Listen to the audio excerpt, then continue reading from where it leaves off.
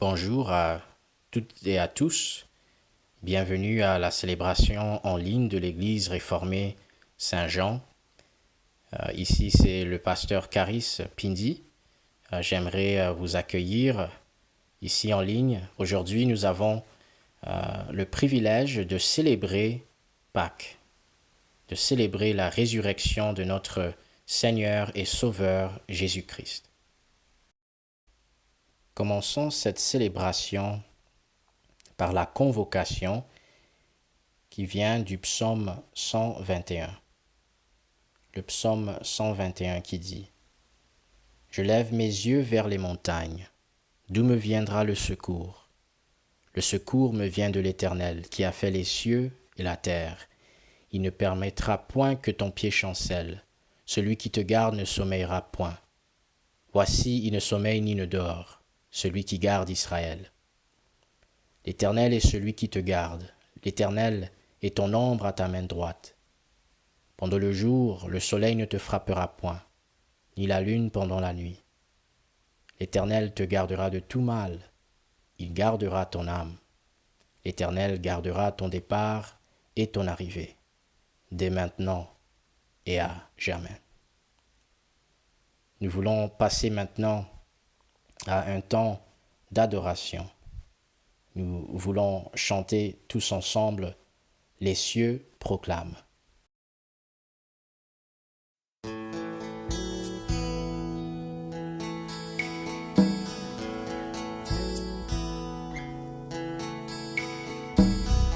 Les cieux proclament la gloire du ressuscité. Rien n'est égal à la beauté du Seigneur. À jamais il sera l'agneau sur le trône.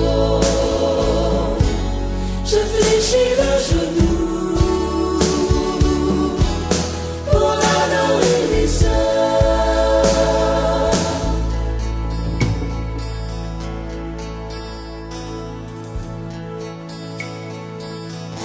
Je veux chanter la gloire du ressuscité, l'agneau immolé nous a rachetés pour Dieu. À jamais tu seras l'agneau sur le trône. Je fléchis le genou pour t'adorer toi seul.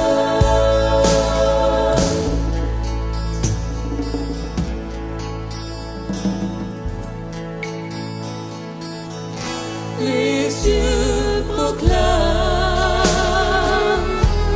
la gloire du ressuscité. Rien n'est égal à la beauté du Seigneur. À jamais il sera l'agneau sur le trône. Je fléchis le genou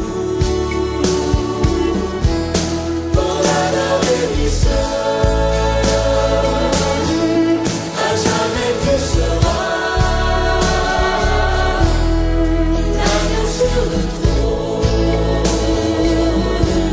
Je fléchis le genou pour t'adorer toi seul. À jamais tu seras l'agneau sur le trône. Je fléchis le genou pour t'adorer toi seul.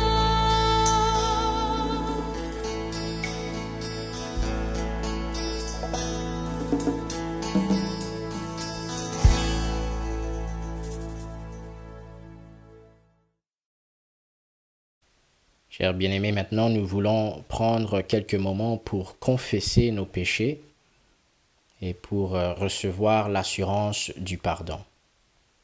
Aujourd'hui, notre texte de confession du péché vient d'un Jean, chapitre 1. La lettre de Jean, l'apôtre Jean, chapitre 1. À partir du verset 5 qui dit « Voici le message que nous avons entendu de Jésus-Christ et que nous vous annonçons. Dieu est lumière et il n'y a aucune obscurité en lui. Si nous prétendons être en communion avec lui alors que nous vivons dans l'obscurité, nous sommes menteurs. Nous n'agissons pas selon la vérité. Mais si nous vivons dans la lumière, comme Dieu lui-même est dans la lumière, alors nous sommes en communion les uns avec les autres et le sang de Jésus, son Fils, nous purifie de tout péché. Si nous prétendons être sans péché, nous nous trompons nous-mêmes et la vérité n'est pas en nous. » Chers bien-aimés, prenons quelques moments pour réfléchir sur notre état devant Dieu, pour demander à Dieu le Saint-Esprit de sonder nos cœurs, de nous montrer l'obscurité qui nous habite. Et au lieu d'essayer de nous justifier, jetons-nous sur la miséricorde de Dieu, sur sa grâce. Rappelons-nous que notre Seigneur Jésus-Christ a tout fait. Il a tout donné pour nous sauver. Donc, prenons quelques moments pour prier silencieusement.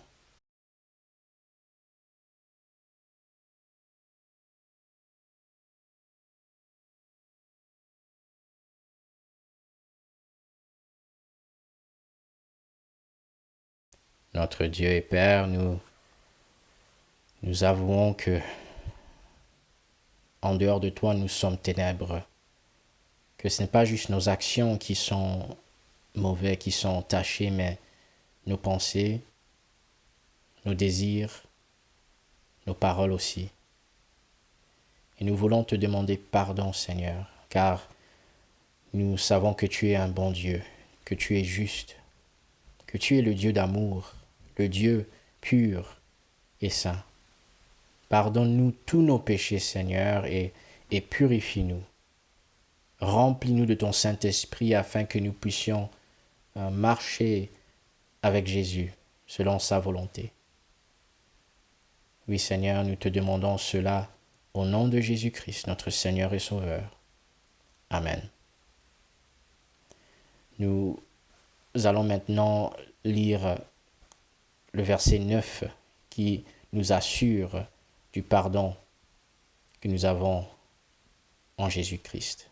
Le verset 9 dit « Mais si nous confessons nos péchés, nous pouvons avoir confiance en Dieu, car il est juste. Il pardonnera nos péchés et nous purifiera de tout mal. » Nous savons que c'est le cas, chers bien-aimés, parce qu'il a puni Jésus-Christ à notre place. Nous savons qu'il nous pardonnera parce que Jésus-Christ a pris nos péchés sur lui, sur la croix. Il nous a purifiés par son sacrifice et par sa mort. Et donc nous sommes maintenant libres de vivre une vie de reconnaissance envers notre Dieu et Père. Chers bien-aimés, nous voulons chanter maintenant, nous voulons répondre au pardon que nous avons, à la grâce que Dieu nous a fait en chantant ensemble en Jésus seul.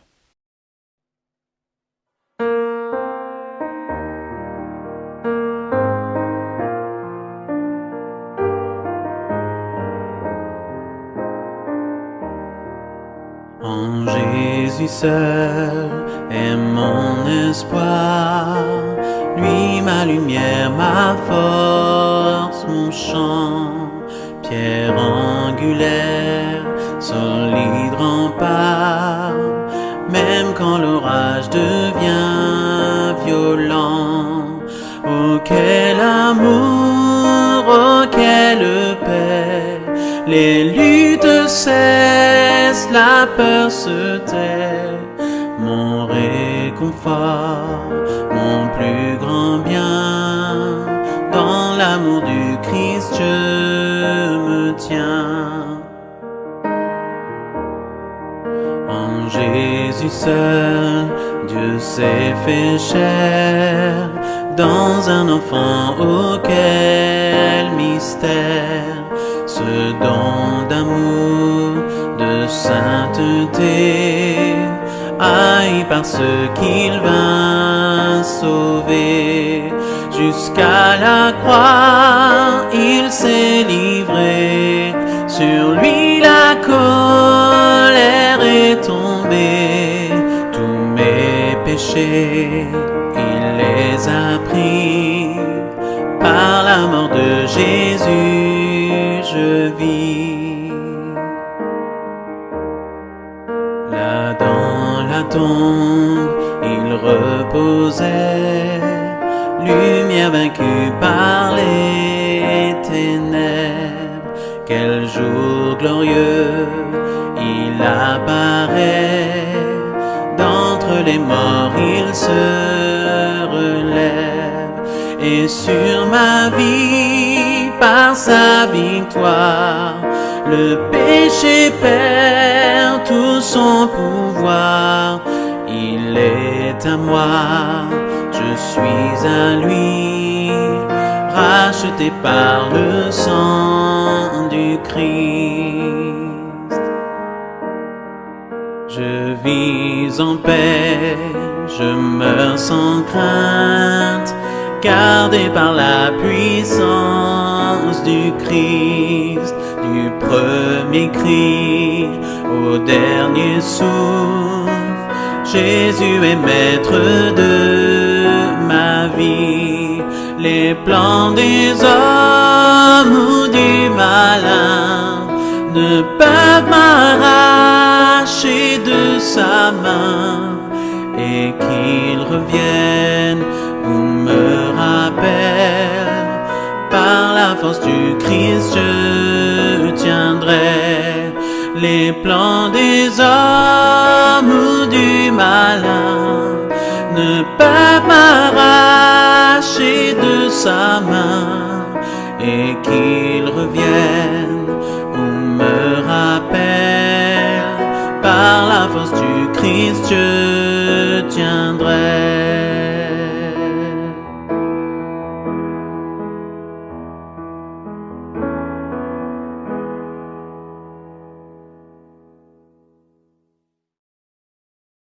Chers bien-aimés, chers amis, nous voulons passer maintenant à le temps de la proclamation de l'Évangile. Avant de faire cela, nous allons prier pour demander que Dieu nous aide dans tout ce que nous allons faire. Prions Dieu. Notre Dieu et Père, nous voulons écouter ta parole qui est bonne, ta parole que tu nous as donnée pour nous corriger, pour nous encourager, pour nous former en tant que des hommes et des femmes justes qui vivent pour toi, dans la joie, étant dépendants de ton Esprit Saint. S'il te plaît, bénis l'écoute de la parole, bénis la prédication de la parole, et Seigneur, réalise ta volonté à travers cette parole.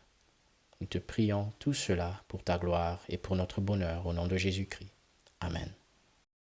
Chers bien-aimés, ce dimanche de Pâques, notre Dieu nous a accordé une fois de plus une occasion à nous rappeler et à célébrer la résurrection de son Fils et notre Seigneur et Sauveur Jésus-Christ. Nous ne pouvons pas mettre trop d'accent sur la résurrection car elle nous rappelle que la mort est vaincue. Jésus a vaincu la mort qui est notre ennemi commune, cet ennemi qui nous rend inquiets, cet ennemi qui nous rend craintifs et désespérés, a été vaincu par Jésus-Christ. Et aujourd'hui, ce que nous allons faire serait de regarder l'histoire de la résurrection de Lazare. Lazare qui était l'ami de Jésus, car à travers l'histoire de la résurrection de Lazare, nous apprenons quelque chose de très important sur la résurrection de Jésus et sur sa victoire sur la mort. Donc, l'histoire de Lazare et de sa résurrection se trouve dans l'Évangile selon Jean chapitre 11. Donc, si vous avez une Bible, je vous invite s'il vous plaît à trouver Jean chapitre 11 et à garder vos Bibles ouvertes à cette place, à ce chapitre-là. Au début de ce chapitre, au début de ce texte, Jésus apprend que Lazare, le frère de Marie et Marthe, celui que Jésus aimait, est malade. On a envoyé quelques personnes pour communiquer ce message et aussi pour appeler Jésus à venir aider son ami. Donc, au lieu d'aller directement, lui et ses disciples sont restés là où ils étaient pendant 2 jours de plus avant de prendre route pour aller voir son ami. Et entre-temps, Lazare est décédé. Et donc, il faisait déjà 4 jours que Lazare est décédé, qu'il soit enterré, avant que Jésus et ses disciples arrivent à Béthanie. Et chers bien-aimés, c'est à ce moment-là où Jésus arrive dans le village de Béthanie, dans le village natal de Lazare, que notre texte souligne un premier point important. Le premier point que notre texte souligne est de nous révéler l'attitude de Dieu face à la mort. Et c'est un point qui est très important pour nous, car il y a plusieurs dans notre Église et en dehors de l'Église qui viennent de perdre des êtres chers, que ce soit sa mère, son père, sa grand-mère ou son grand-père. Nous avons perdu des personnes qui nous sont très chères. Et à travers sa réaction, Jésus révèle l'attitude de Dieu face à la mort, face à notre souffrance.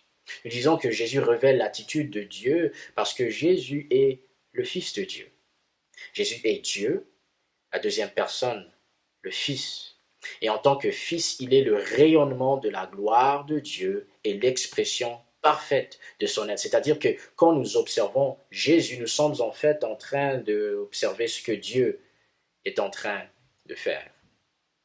Et donc, le verset 35 de notre texte révèle en quelques mots l'attitude de Jésus face à la mort et par conséquent l'attitude de Dieu face à la mort.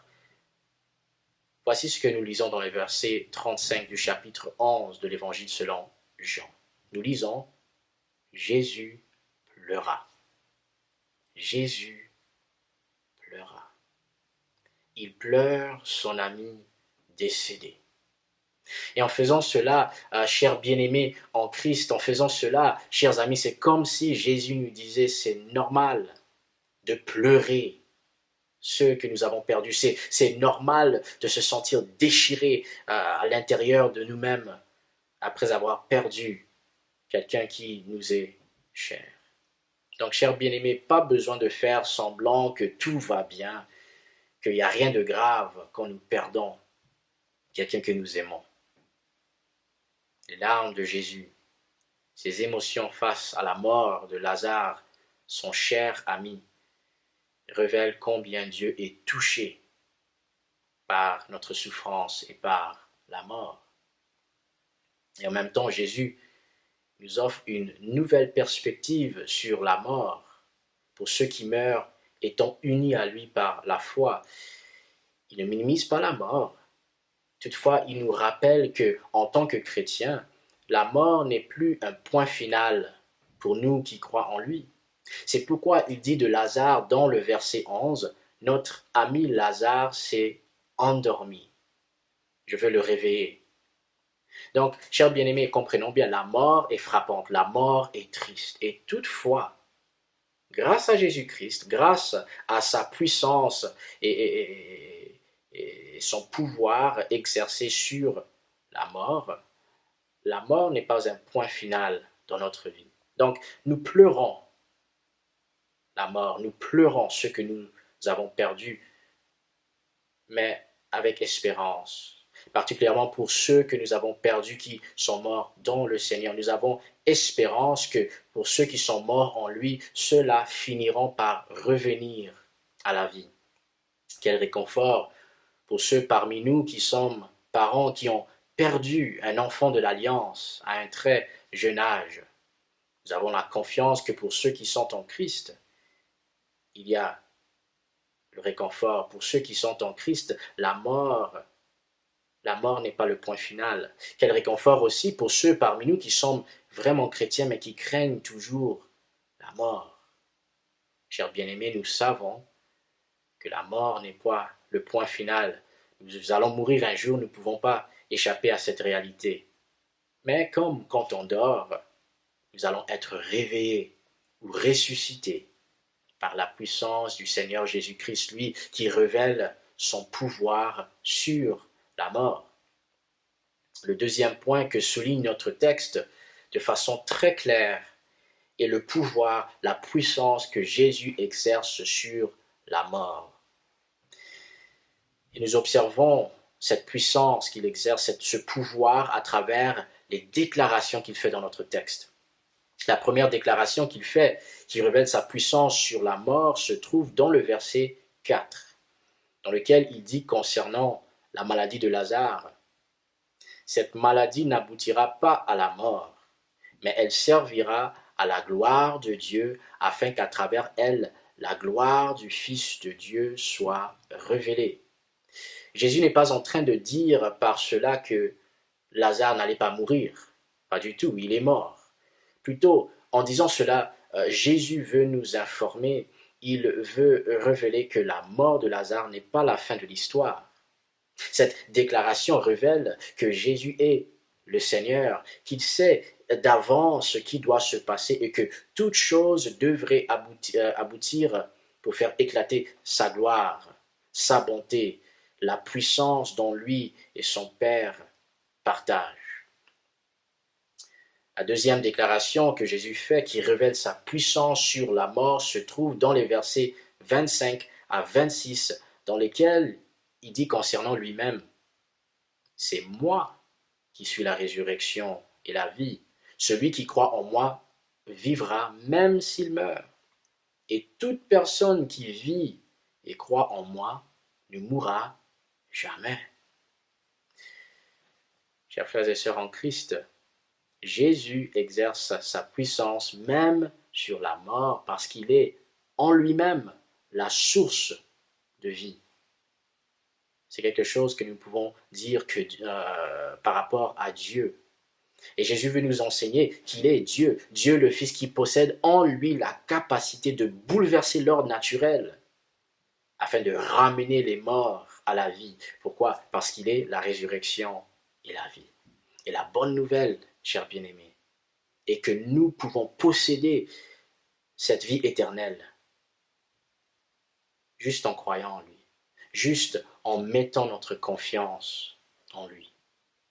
Troisièmement, Jésus révèle sa puissance sur la mort à travers le miracle qu'il réalise en ramenant Lazare de la mort.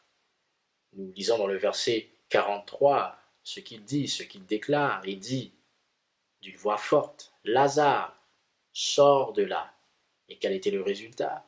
Nous lisons dans le verset 44, « Le mort sortit du tombeau, les pieds et les mains entourés de bandes de lin, le visage recouvert d'un linge. » Chers bien-aimés et chers amis, quel miracle merveilleux! Lazare était malade, Lazare est mort, il est resté au tombeau pendant plusieurs jours et Jésus arrive, il dit quelques mots et Lazare est ressuscité, Lazare revient à la vie. Or, chers bien-aimés, la résurrection de Lazare n'est qu'un aperçu d'une plus merveilleuse résurrection, à savoir celui de Jésus. Car rappelons-nous d'une chose, Lazare fut ressuscité, mais après il est mort. Mais Jésus est mort sur la croix pour nos péchés. Il fut enterré ou enseveli. Le troisième jour, il est ressuscité par la puissance de Dieu le Saint-Esprit. Et il est vivant. Jésus est ressuscité. Jésus est vivant pour toujours. Et donc la résurrection de Jésus est un aperçu de ce qui attend tous ceux qui lui appartiennent par la foi. Par conséquent, à travers sa résurrection, Jésus est en train de nous lancer une invitation. il est en train de nous lancer une invitation de venir à lui pour avoir la vie éternelle, car il est la résurrection et la vie. Donc, disons-le encore, l'invitation à la vie éternelle est en même temps une invitation de venir à Jésus qui est la source de vie, qui est en lui-même la résurrection et la vie. Chers bien-aimés, il faut toujours aller à la source, n'est-ce pas? Réfléchissons un peu. Qu'est-ce que nous faisons quand nous avons besoin de nourriture? La plupart de nous ne sommes pas fermiers, donc qu'est-ce qu'on fait? Nous allons au marché ou nous allons à l'épicerie. Pourquoi? Parce que c'est là où nous pouvons trouver les aliments qu'il nous faut pour manger. Il en est de même pour ce dont nous avons besoin pour travailler. Qui ici sait comment construire un ordinateur ou comment façonner un stylo ou un marteau ou un scalpel? Certainement pas moi. Et donc, qu'est-ce que je fais quand j'ai besoin de quelque chose? Je vais au magasin ou je vais en ligne et je commande ce dont j'ai besoin. Et je reçois l'ordinateur, je vais au magasin, j'achète un stylo pour l'utiliser. Il faut aller à la source si nous voulons recevoir ce dont nous avons besoin. Et chers bien-aimés, nous l'oublions. Nous l'oublions souvent, mais la vraie vie, le vrai espoir, le vrai bonheur ne se trouve pas dans notre famille, ni dans notre travail, ni dans nos capacités, ni dans l'argent. La vraie vie, le vrai bonheur, le vrai espoir se trouve en Jésus-Christ qui est la seule source ultime de la vie, de l'espoir et du bonheur. Pourquoi? Parce qu'il a vaincu la mort par sa résurrection. Par conséquent, si vous voulez expérimenter la vraie vie et la vie éternelle, vous devez venir à Jésus-Christ qui est la résurrection et la vie. Cette vie éternelle, chers bien-aimés, ne commence pas quand nous mourrons. Lazare ne connaissait pas la vie éternelle seulement après sa mort. Il a connu la vie éternelle même avant de mourir. Comment ça?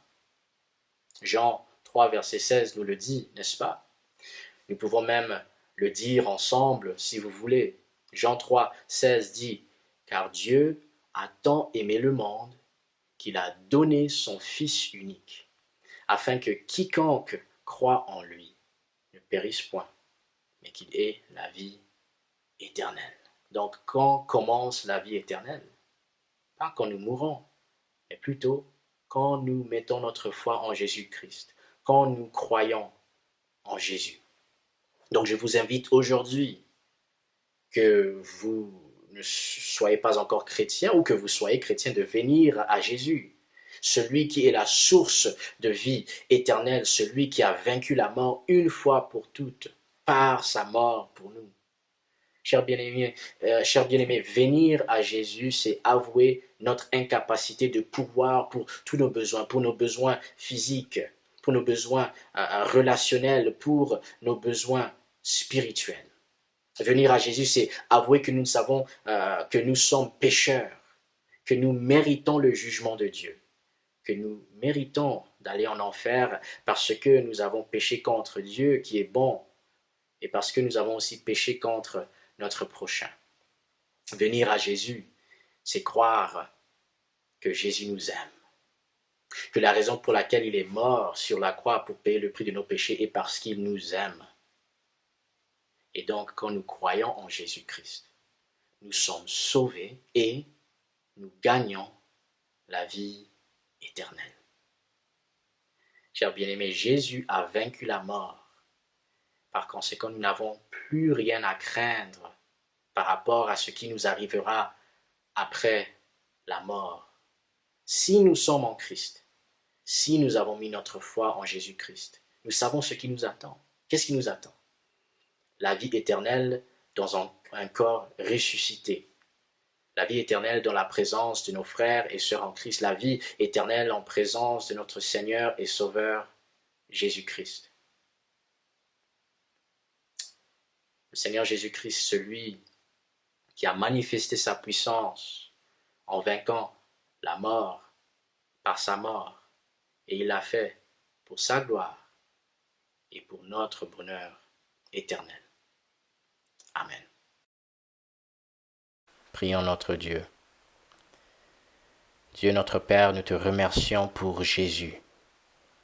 Nous te remercions d'être un Dieu et un Père aussi généreux. Nous te remercions d'être un Dieu et Père aussi puissant.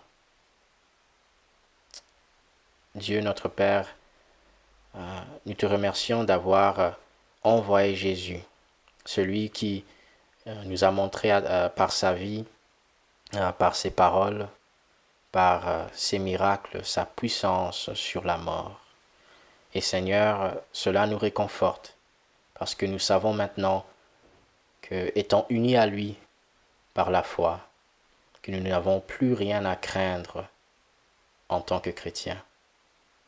Toutefois, Seigneur, cela ne nous empêche pas de pleurer ceux qui souffrent, de pleurer ceux qui ont perdu leur vie.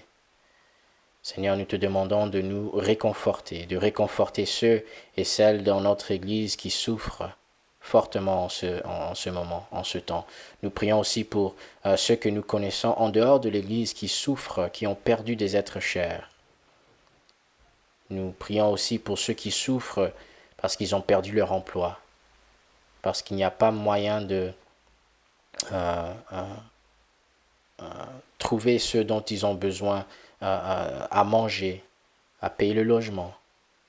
Seigneur, nous pensons aussi à ceux qui sont malades, à ceux qui sont isolés en ce temps de crise, et nous demandons, Seigneur, que tu puisses étendre ta main et ta grâce, ta miséricorde sur eux.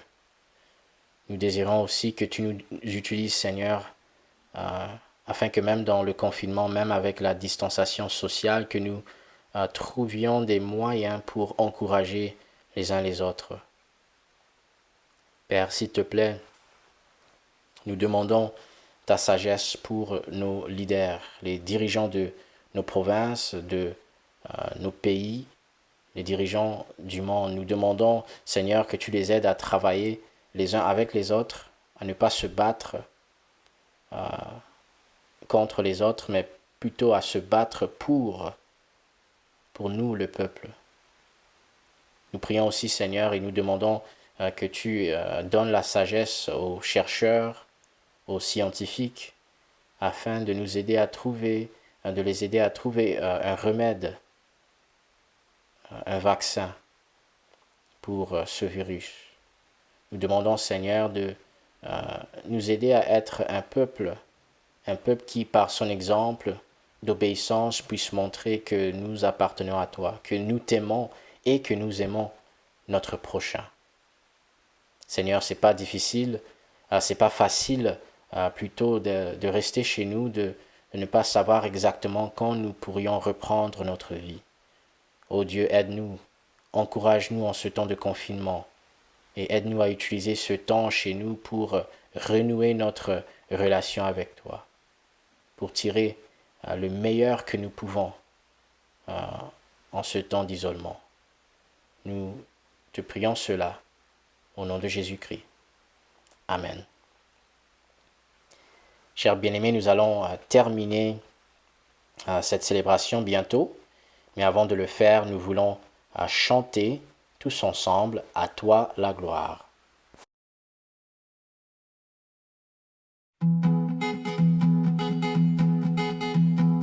À toi la gloire, ô ressuscité, à toi la victoire pour l'éternité.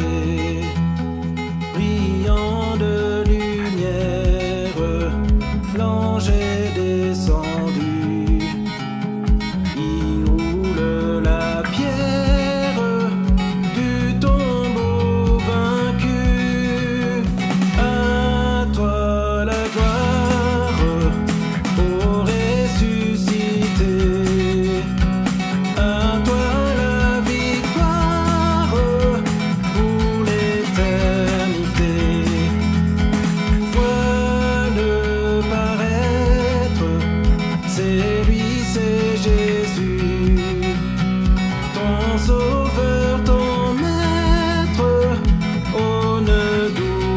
plus. Sois dans l'allégresse, peuple du Seigneur, et redis sans cesse que Christ est vainqueur. À toi la gloire, ô ressuscité, à toi la victoire pour l'éternité. Craindrai-je encore, limite à jamais, celui que j'adore, le prince de paix. Il est ma victoire, mon puissant soutien, ma vie et ma gloire. Non, je ne crains rien. À toi la gloire, ô ressuscité, à toi la victoire pour l'éternité.